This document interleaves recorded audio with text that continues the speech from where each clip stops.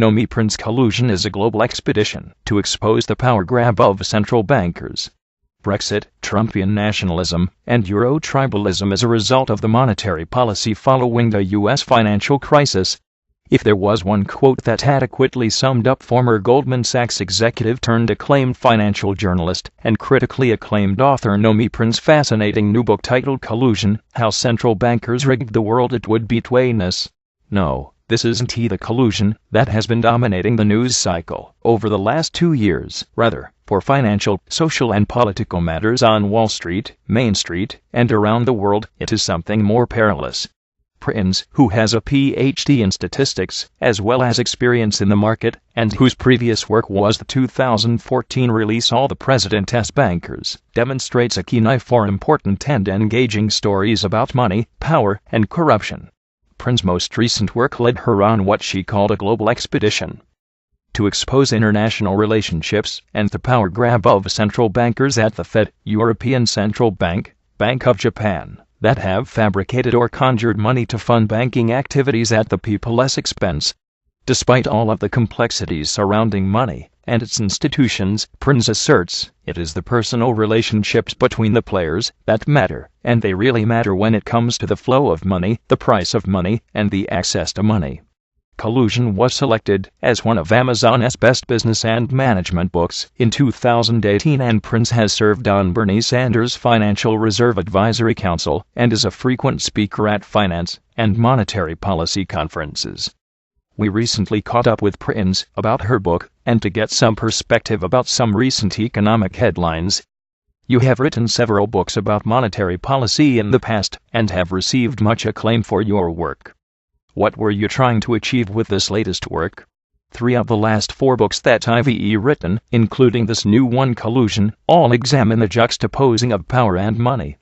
In all of them, I explore how elected leaders, or those in positions of great unelected economic or political influence, use both of them to create or enforce policy. There is a time component as well. It takes a pillage examine the financial crisis and causes within the framework of a relatively tight temporal lens, and I had a very short time to write it as well. All the President's Bankers was a much more expansive book from a historical sense, going back over a century to examine the relationships of key bankers and presidents, and the institutions with which they collaborated to fashion domestic and foreign policy. Collusion is really a book about the future, though it spans the decades since the financial crisis from multiple geographical locations, traveling to which I amassed lots of air miles and exploring which I worked with a crack team of internal researchers. It delves into the global connectivity of a body of central banks that provide varying amounts of money to their respective local systems, and by extension to the world, and examines how not all central banks are created equal. In Collusion, neither the Fed nor the U.S. has its own chapter, like the other countries or regions. This is by design. The Fed acts as the global influencer, directly and indirectly, as does the U.S., through all of what I call the pivot regions in the book that unfold in each chapter. I wanted to show how deeply codependent the entire world is on the U.S. monetary policy decisions made since the financial crisis, in various ways that we are still finding out about. All of my books, though, are ultimately about the people behind their roles of power and the decisions they make out of ideology, necessity, ego, or fear. You cover several countries' monetary systems such as China, Mexico, and Brazil, and give case studies for each. What are the central themes and or commonalities that you found as you did a deep dive into these emerging markets? When I considered the world, I realized there were several, what I call pivot regions, through which the story of epic monetary intervention from the main developed countries, who happened to be the ones colluding together, and the implications they had on the world, could be told. The common themes were that the leaders of the central banks in the developed world that followed the Fed tended to stay in power or get power. Meanwhile, in the emerging countries, central bankers had a harder time deciding whether to adopt the Fed's policies to attract or keep G7 capital in their countries at any given moment, or choose their own country's needs. Mexico, our closest neighbor and one of our staunchest allies, was because of the intricacy of the nature of its relationship with the U.S., which has shifted because of trade wars and wall discussions, since in a different position when the Fed cut rates to zero and then became a massive bond-buying or QE, quantitative easing, program. Indeed, before the financial crisis really exploded in the fall of 2008, the leader of Mexico's central bank, Guillermo Ortiz, was publicly warning about it. So were other countries, but those warnings were ignored by our media. He went on to warn former Fed Chair Ben Bernanke, personally, what could happen if he subsidized the culprit banks, and didn't he instill long-term confidence in the banking system amongst U.S. citizens. He was ignored. The Fed went on to conjure enough money to grow their book of assets from $800 billion before the crisis to $4.5 trillion afterwards. It is now about $4.25 trillion. All told, the G7 central bankers conjured nearly $22 trillion worth of money with which to purchase financial assets from the system, but not to direct toward real infrastructure or development projects instead. His successor, Agustin Carstens, was selected based largely on his more collegial relationships with the U.S. and the Fed. He began to follow the Fed's monetary policy lead, but this hurt Mexico's economy, and so he changed course and ultimately became a global critic about the negative ramifications of the Fed's easy policy on emerging markets. Brazil's story was different, in that the government, under former President Lula, at first tried to ignore the U.S. financial crisis's impact on Brazil. It was the finance minister of Brazil, Guido Mantega, that coined the term helicopter ban, to connote the Fed chairman throwing money arbitrarily from a helicopter, promising it would reach the real economy. There were some major wars amongst the central bank leader and finance minister under Lula about whether to follow the U.S. monetary policy or keep Brazil from entering a major inflationary period. One of the last men standing from that fight is Lula's central bank head, Henrique Meirelles, is now running for president of Brazil. As for China, for the first time ever, the PBOC head, at the time, Zhu Xiaochuan, began to warn the world that the Fed's ultra-easy monetary policy, that the European Central Bank, ECB, and Bank of Japan, BOJ, were adopting, would create asset bubbles everywhere. He, more than China's government, persuaded central bankers in the non-G7 countries to take heed and begin to consider a system in which the dollar, and thus the monetary policy of the Fed and banking policy of the U.S. government policy, was not as much an impacting factor as it has been since Bretton Woods. Under his push, the IMF International Monetary Fund, for instance, adopted China's currency, the yuan, into what is called its standard drawing rights basket, which had been all G7 country-based before that. Can China really be considered an emerging market at this point? In some ways, China's financial market is still emerging, but it is certainly not an emerging economic superpower. Not only has its speed of economic growth eclipsed that of the U.S. and other classically considered developed nations during this decade, but the speed at which it was developed a trade and development-oriented strategy to create new alliances the world over has surpassed that of the U.S. China has championed the notion of funding development rather than capital speculation, as a way to coin, as it were, new relationships throughout the world. As I note in Collusion, China has forged better economic and diplomatic relationship with its old adversary, Japan. It has been a leader among the BRICS, Brazil, Russia, India, China, South Africa, bloc of countries for financing new infrastructure projects, as well as doing the same throughout Southeast Asia and Africa, and other emerging countries, like most recently Argentina, where the U.S. and Europe were once the main champions of forging these relationships. China has taken over that lead role, and that has tremendous ramifications for the arch of the global hierarchy in the years to come. In Collusion, I traced China's rise as a 21st-century power broker back to its criticism of bank-coddling post-financial crisis Fed policy, and its ability to unearth similar fears and desires for alternatives to codependence on U.S. Fed monetary policy. I first traveled to China back in the early 1990s, while I worked for Lehman Brothers, where I met with the People's Bank of China, its central bank, and other banks. We were selling a product that combined selling U.S. Treasury bonds with futures on interest rates, or euro-dollar, rates. At the time, China's central bank and government was focused on keeping up with the U.S. Now, they are not trying to keep up, they are forging their own world. Their money policy is not dissimilar to that of the Fed, but what is different, as Collusion notes, is that China's new money benefited China's development as well as that of its growing list of allies, and did not rely on the G7 monetary policy coordination exercises to dictate how it behaved. One area I found fascinating about the book was that the collusion between the US, Europe, and Japan is working toward a global system, where other countries are trying to establish their own monetary policy, but are overpowered in doing so. Is that necessarily a bad thing, that countries such as Mexico cannot be independent? When a country has to follow the monetary policy of another country, it by definition is not able to adhere to the needs of its own country. This was a problem, for example, when Mexico had high inflation, but the US did not, so the Fed was able to keep rates very low. But Mexico simply couldn't, without severely damaging its economy and people. In the case of the US and Europe and Japan, the nature of their financial markets is such that they can more easily absorb trillions of dollars of fabricated money. In fact, they can inhale it without there being a dent made on real sustainable economic or wage growth of those developed nations and regions. In the case of Europe, the ECB not only fabricated money with which to buy the government bond, and later corporate bonds, of countries it deemed worthy, such as Germany, and specifically decide not to use that money to help struggling countries, such as Greece. In doing that, they had a direct hand in propping up one country at the expense of another, with money that didn't really come from either country anyway. It'd be like if you could create $1 million, and did, and then was walking some city streets, and came upon two things: a billionaire having a sandwich at an upscale outdoor cafe for lunch, and a homeless person having scraps by a fountain in the park opposite it, and you decided to give that million to the billionaire.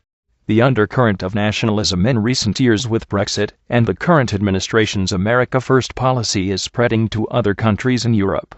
With this dynamic, does that make the G7 pointless when it comes to the World Bank and monetary policy? Brexit, Trumpian nationalism, the move towards the same in Europe is all a direct result of the monetary policy adopted in the wake of the US financial crisis that fueled the banks and markets, and not the people, and was exported globally. This made people already economically challenged more so. This created anger, fear, and a need to blame. That blame came down upon people outside of borders, for the most part, but not through the understanding of how much inequality was produced central banks. When a system favors the people or countries already benefiting the most from it, the fallout is inequality, an abundance of debt, financial system instability, shifts in voter preferences toward nationalism, and ultimately, a lack of economic growth and wages at the foundational level. Since currently, the G7 controls the lion's share of unequal money creation, G7 central banks have become the financial markets. If all the bonds they bought were sold tomorrow, it would wreck markets, economies, lives. That's an unstable position, one in which the G7 central banks have insinuated themselves. Retaliation against or within the G7 countries should be against the central banks that have distorted the markets and economies, as well as the governments. But governments are easier targets, and not exactly blameless. In time, however, non-G7 countries will have more independent monetary policies and alliances for development projects and real economic growth that can displace those of the G7. This is now in flux. If we get to a point where the ability of more countries to share the currency and monetary policy for the world in such a way that there is a widespread benefit, or at least not a negative repercussion on some and not others, then the power of the Fed, etc. will dissipate. Recently, President Trump was critical of Fed Chairman Jerome Powell in terms of raising rates in a CNBC interview. Politics and monetary policy by the Fed has not always aligned, but there has been a clear precedent of separation of the two where policy would not bow to political pressure. What concerns do you have with these recent comments, and what impact might there be? Trump's recent pressuring of the Fed not to raise rates is a page out of another Republican president's playbook, Richard Nixon. When the Fed began raising interest rates during Nixon's term, as this article notes, he wasn't happy about it either. However, Nixon's intervention into the Fed's policies did intend well. Back then, the U.S. had been in the throes of a recession. To stimulate growth, the Fed had cut rates by more than a half of what they had been. There was no QE during that period because there wasn't a banking system liquidity crisis preceding that recession, so the level of Fed support wasn't anywhere near as expansive as it has been this past decade. Fed Chairman Arthur Burns believed that awful problems could occur if the Fed didn't raise rates in tandem with the growing economy. But Nixon didn't want to risk the economy cooling off before the 1972 elections. Subsequent conversations lead to a reversal of rate hikes during the fall of 1971. That inevitably led to one of the highest inflationary period in U.S. history. It is a bit different now. If Powell adheres to Trump's wishes, it'll be because the economy isn't growing as fast as predicted and because banks remain addicted to cheap money. But the idea that the president can sway the Fed adds to the general level of uncertainty around U.S. policy now in general, from the standpoint of the world. That manifests tensions already being stoked for other geopolitical reasons. What do you see as the possible consequences in a world of increased tariffs overall, a trade war with China, and rising interest rates? The biggest ramifications of President Trump's trade wars are increased economic anxiety and deterioration of global trust, as the world experienced the last time the U.S. adopted a swath of high-tariff nationalism, in the 1920s, and the onset of the Great Depression. The lack of trust impinges upon diplomacy and international alliances. In China, the main focal point of trade war actions and threats, is especially anxious. That's why its central bank, the People's Bank of China, PBOC, just cut the reserve requirements that certain Chinese banks must have in the case of emergencies. In addition, last week, the PBOC injected $74 billion into the system, though that money was set to flow to the small business sector of China, whereas the Fed's injections of money never had such directives. The Chinese government also announced a fresh $200 billion of infrastructure spending to boost infrastructure numbers. The U.S. didn't. As a result of its monetary policy moves, the Chinese yuan dropped to 6.8 versus the dollar, giving the U.S. the opportunity to cry currency manipulation. Yet, if the Fed is raising rates, it strengthens the dollar. The math means that other currencies weaken in relation. Trade wars aren't only a matter of geopolitical economic sparring. They impact global stock markets. Under a full tariff scenario, for instance, according to UBS, profits for S&P firms would take a 14.6% hit, with U.S. and global growth being 245 and 108.5 basis points slower, respectively.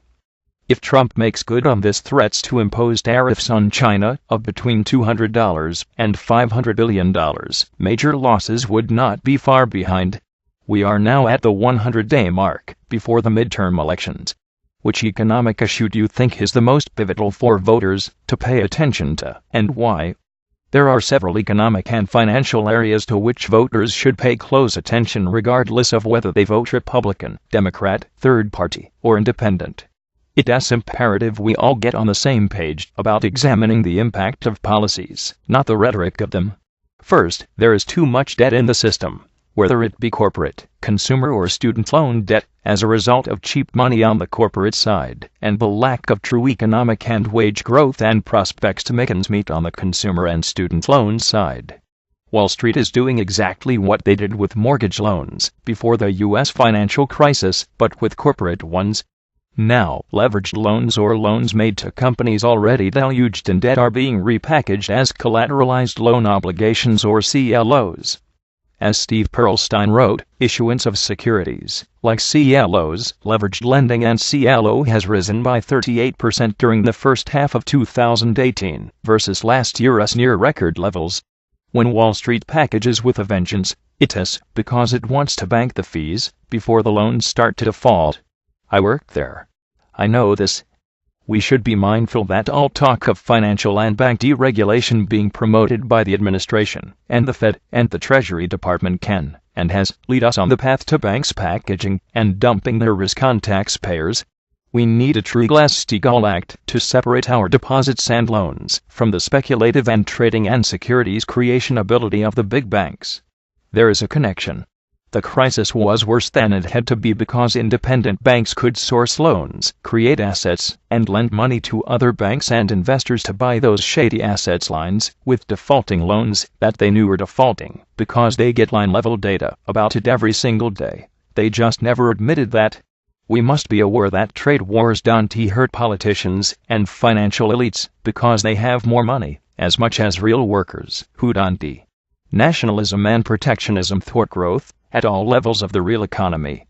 We need a national or infrastructure and development bank and more public banks in the U.S. to be able to deflect the debt already created to projects that have lasting benefit and job creation abilities and ensure that the money created to fuel QE is not used for the purpose of speculation, but production.